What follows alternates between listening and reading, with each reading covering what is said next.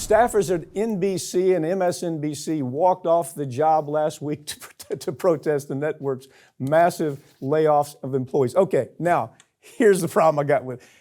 They laid off 7 people, okay? They laid off 7 people. But they're out there on the street. Oh my God, they've laid off. You know what I got real problems with? These people that are out there on the street, protesting the 7 people who lost their jobs. You try to get MSNBC or NBC to cover exactly what we just talked about, to cover what the Amazon folks are having to go through, what Starbucks folks are, what the Walmart folks are having to go to. They won't cover it. You see, it's not important because it's not them. And oh, by the way, Walmart's the big advertiser. Starbucks is the big advertiser. Amazon's the big advertiser. So they don't do those stories. But when they lose 7 people, seven employees, oh my God, you'd think the democracy's in an end. Yeah, well, NBC and MSNBC here really did do some underhanded stuff.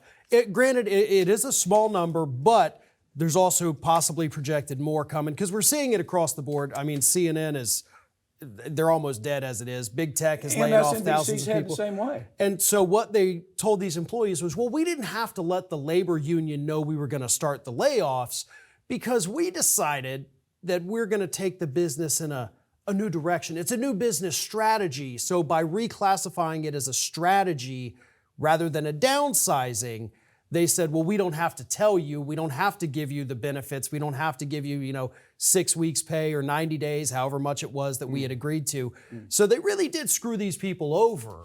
Again, this is coming from the network that bills itself as we're the left-wing folks. We're on the side of the labor unions, and they're doing because we've talked about MSNBC strikes for years and the labor union busting happening there. Farron, how often have you seen that network spend a minute talking about these lives that are affected by union busting that's going on everywhere across this country right now? That's at an all-time high, the effect of union busting.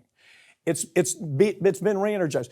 You check out and see how many times MSNBC has done a story on that. How about never?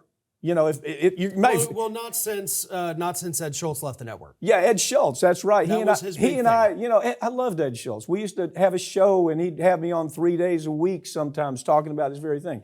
And they ran him off because he was speaking up where he wasn't supposed to speak up. He was saying, well, why aren't we doing more stories like that? Why are we catering to all of our advertisers to where we can't do meaningful stories? And so I don't know. I look at this. I don't really care. I know you do. I don't really care. I think there's some poetic justice here.